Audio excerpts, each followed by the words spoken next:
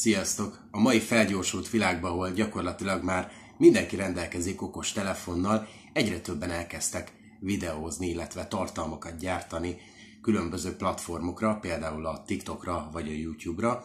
És ebben az adásban én arra gondoltam, hogy szeretném bemutatni a leghíresebb közlekedési YouTubereket, úgyhogy ebben az adásban ezt fogjátok látni. Remélem tetszeni fog nektek, vágjunk bele!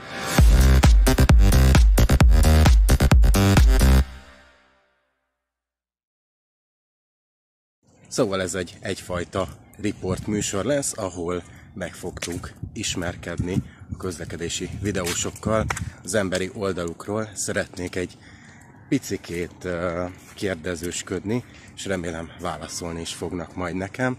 Az első vendégem a mai nap folyamán nem más, mint Barkó Richárd, vagyis Rikári, ahogyan a legtöbben ismeritek őt.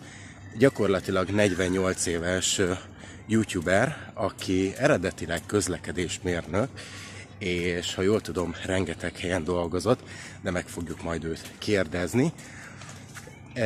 Több mint 1000 videója van már a YouTube-on különböző tematikákban, nem csak a közlekedéssel, de a politikával, illetve a különféle vlogok gyártásával is foglalkozik, és több mint 4170 feliratkozója van, és 1.260.000 megtekintés fölött jár. Elég szép számok ezek. Meg fogjuk kérdezni olyan dolgokról is, ami a YouTube nem árul el nekünk, viszont ő lehet, hogy szívesen megosztana. Úgyhogy megyünk a nyugati pályaudvarra, és vele fogunk találkozni a mai nap folyamán. A végén pedig lesz egy kis közös vlogolás is. A nyugati pályaudvaron össze is futottam Rikárival. Sziasztok! Akivel lejöttünk Rákos rendezőre, hiszen a mai nap folyamán itt fogunk majd videózni, és megmutatjuk a jelenlegi állapotot, hiszen ugye nem kell ezt túragoznom, tudjátok, hogy ebből a területből nagyon nagyot álmodott a kormány, viszont megnézzük, hogy jelenleg Budapest régi egyik legnagyobb teherpályaudvarából mi lett. Viszont előtte kicsitkét szerettem volna Rikárival is beszélgetni. Ugye már a alap dolgokat elmondtam, azt tudom, hogy 2018 óta videózol, ugye? Hát 16 óta igazából. Lehet, hogy ez a csatorna van 18 óta, volt korábban két másik. Ugye az egyik az él is, csak nagyon ritkán van rajta tartalom, a másik az meg nem, az a saját polgári nevemen volt, azt még az elején beszüntettem. Ja igen, akkor lehet, hogy azért én a Rikári vlogot néztem. Igen, mert most az az aktív, és az 18 óta van, igen. És akkor 16 óta, hogy kezdted el a videózást? Tudom, hogy benne vagy a közlekedésben, hogy esett így a közlekedésre a választás? Hát igazából a videózásra esett a választás, a közlekedés meg egy olyan visszatérő téma, amiben ugye járatos vagyok, és arról tudok a legtöbbet pofázni, tehát ezért erről pofázok a legtöbbet, de amúgy a videózásra esett a választás, ez már ilyen gyerekkori hobbi, csak akkor még nem volt YouTube, nem volt okostelefon, nem volt, hát lehetett venni Super 8-as kamerát, amiben ilyen előhívós filmet kellett tenni, tehát elég macerás volt, és nem is volt olcsó, és ilyen 5 perces filmeket lehetett fölvenni. És ráadásul a hangos film volt, amin volt már hangszalag, az nagyon drága volt, meg mondom körülményes, és akkor volt a VHS, a kazettás, ami meg elérhetetlen áron volt akkor a 80-as évek végén, 90-es évek elején nekünk, és maradt a fotózás. Később aztán néha a kölcsönkamerával csináltam felvételeket, ezeket majd elő is szeretném keresni és digitalizálni.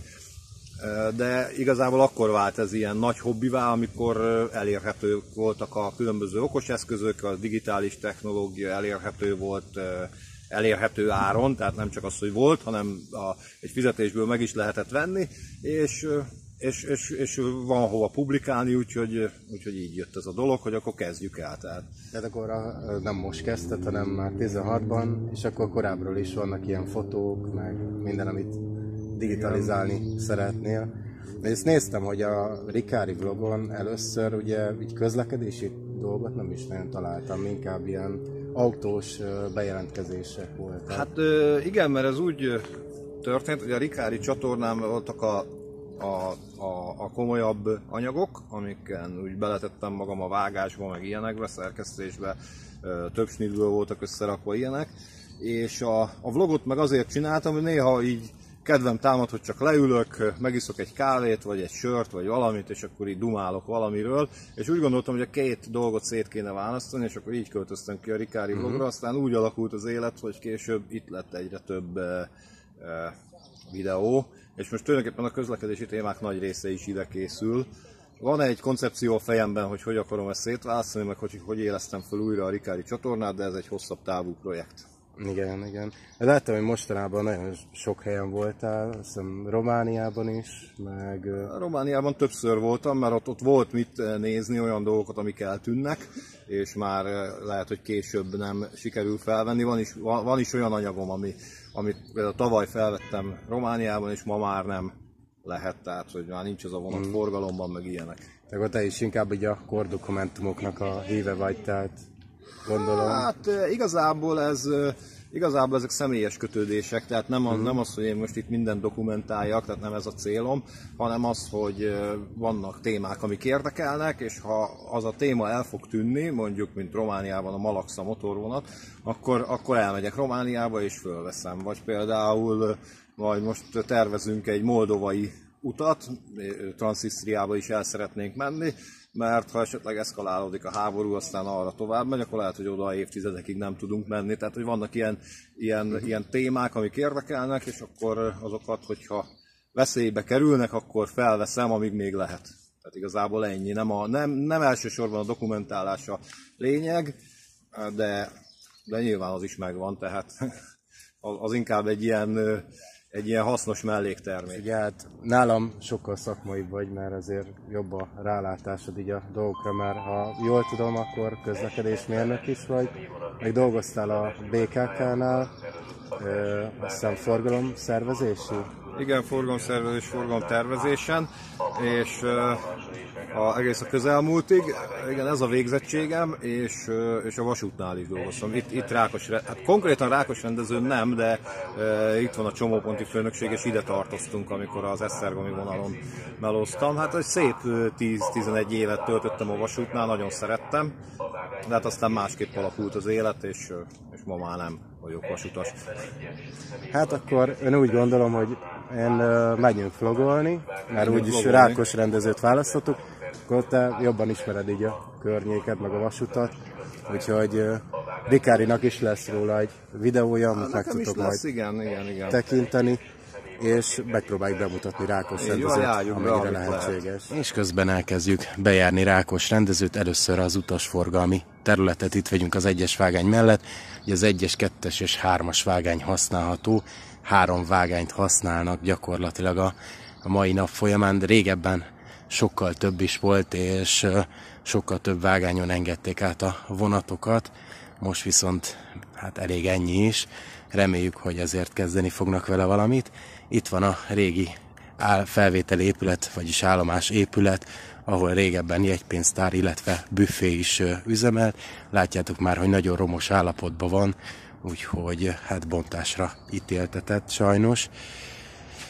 Hát el fog jönni talán valamikor ez a pillanat, amikor tényleg megvalósul ez a Mini Dubai projekt, de ugye a BFK sokkal jobb terveket közölt, reméljük, hogy azért figyelembe veszik valamennyire.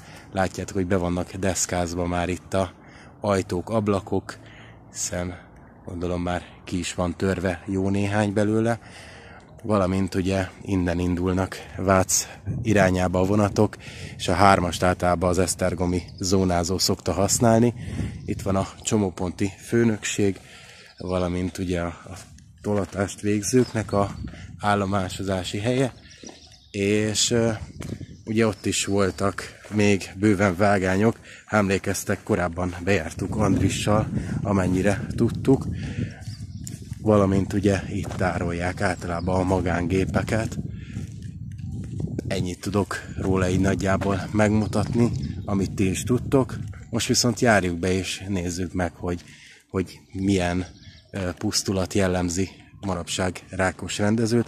Nem lesz egyszerű dolgunk, mert már mikor ide érkeztünk, beszóltak nekünk, hogy mutassunk engedélyt a videózásról, de aztán mivel mondtuk, hogy őket nem vesszük fel, a személyiségi jogaikat megvédjük, nem kell aggódni, és nagyon üzemi területre a vonatok közé nem mászunk be, emiatt gyakorlatilag annyiba maradt az egész, úgyhogy el is sétáltak innen.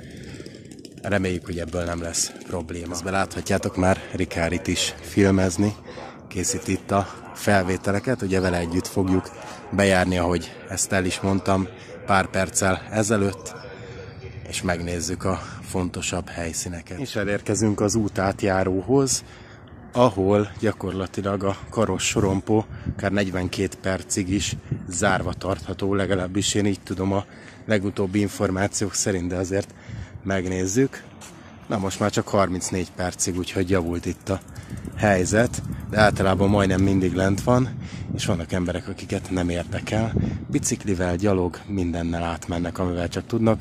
Autóval gyakorlatilag nem fognak tudni, de megoldják, ahogy csak lehetséges. És láttam már többször is, amióta itt vagyunk, hogy éppen, hogy jött a vonat, és előtte kényelmesen átsétáltak, mert gyakorlatilag egy 10-20 km/órával jön a minden mozdony, és van idejük bőven akár még járókerettel is átérni, mire ideér a vonat. Hát igen, ami újdonság, hogy gyakorlatilag amióta utoljára itt jártunk, leaszfaltozták ezt az utat. Én emlékszem gyerekkoromból, sőt még az előző videókból is, hogy itt macskakő volt, vagy kockakő, kinek hogy tetszik, és megcsinálták azóta, úgyhogy nagyon szép munkát végeztek, meg ugye itt megcsinálták a strélát járókat. Hát az a baj, hogy csak ennyi pénzt költöttek egész Rákos rendezőbe, holott azért ide milliárdok vagy 10 milliárdok lennének szükségesek. Láthatjátok a resti épületét, ami a mai napig megvan. Ha másért nem is jó, arra biztosan, hogy ha 34 percig itt kell állnatok az autóban, simán itt vére parkoltok és beugratok akár egy hamburgerre.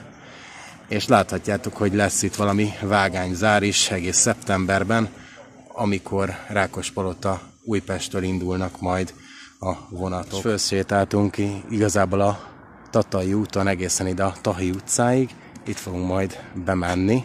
Ezért nézzétek meg, itt még régi macskakövek vannak, és hát nem szívesen hajtanék rá autóval, ha autóval jöttem volna, ezért nem semmi itt a macskakő állapota, de hát itt még a 1000 éves állapotokat tükrözi, és ott van a felüljáró, ami ugye itt a Vasút Történeti Parkba vezet, és itt fogunk elmenni egészen odáig, ahonnan belátjuk majd Rákos rendezőt. Megközben felérkeztünk gyakorlatilag ide a vágányokhoz, a Vasút Történeti Parkba megy, és Rikád is készít a vlogot, tehát rengeteg érdekességet megtudhattok majd a ő videójából, és hát feljövünk ide. Megnézzük jobban itt az állapotokat. Gyakorlatilag ez a vágány járható még, már amennyire járható. Ez fölött is van felső vezeték. Látjátok, hogy régi talpfák vannak, illetve eléggé rozsdás itt a sínkorona, bár az utóbbi időben volt ez koptatva. És itt a másik vágány, amit egyáltalán nem is használnak, és itt láthatjátok leszakadva a felső vezetéket, amiben remélhetőleg már nincsen feszültség, és itt a bokorba benőve halad tovább. Egyébként ott is van egy gép, pont a végén van egy mozdony, és nem jól fókuszál a kamera, de láthatjátok. Hát eléggé hullámos itt a pálya, az biztos. Amikor vasutas tanfolyamra jártam ugye ide a Tatai útra, akkor ez 2002-2003-ban volt, akkor volt egy ilyen baleset, hogy egy teherautó neki ment ennek a hídnak, és ha jól emlékszem, ez a sérülés akkor keletkezett, és hát az ilyen 22-23 éve ez így van. Ezért itt sétálgatunk a Tahi utcában, nem túl bizalomgerjesztő, ilyen lepusztult környékek vannak, és itt azt hiszem laknak is, mert hát hogy mondjam, honfitársaink mászkáltak el itt babakocsistól, úgyhogy valószínűleg ebbe a romos épületben lakhatnak, vagy még hajléktalanok is, úgyhogy előfordul egy ilyen személy, valamint azok szoktak csak erre még biciklizni vagy sétálni, akik átmennek a szintén nem túl jó állapotban lévő felüljárón, valamint vannak még itt valami cégek is, mert ilyen, hogy mondjam, ilyen mini furgonokkal mászkálnak, vagyis autóznak kifelé egy-egy telephelyről, de azért nagyon jó urbex téma lehet ez az egész Rákos rendező. Nem csak a közlekedési rajongóknak ajánlom, hanem akik a urbex témában benne vannak, hiszen azért itt van bőven mit filmezni. A közlekedési témában hamarosan urbex téma lesz, hiszen azért megnézzük ezeket a helyszíneket, de nyilván nem megyünk be jobban, mert elég veszélyes. Ugye ezeket mind bontásra ítélték, régebben itt laktak, és a többsége ilyen mávos épület volt, és ugye ez is a Dubai projekt miatt kerülnek lebontásra.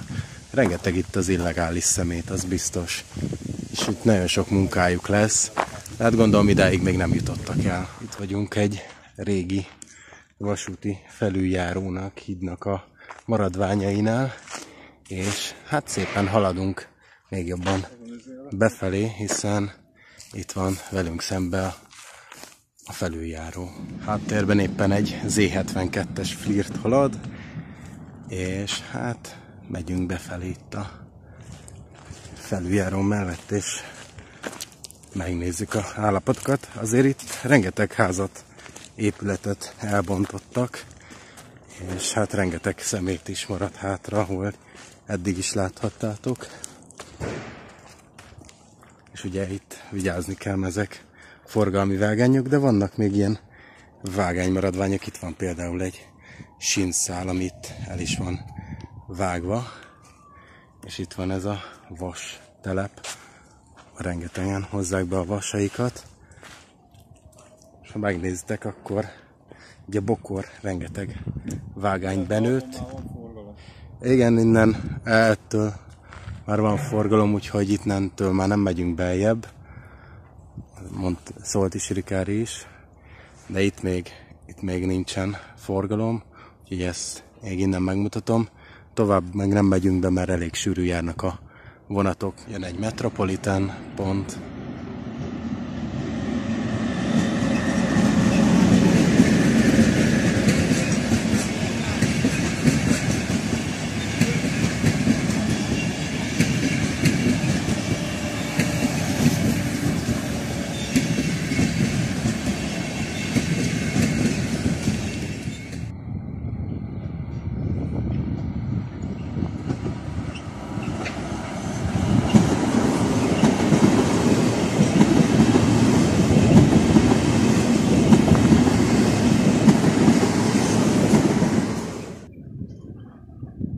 És itt volt a felső forgalmi iroda, ahogy Rikáritól megtudtuk.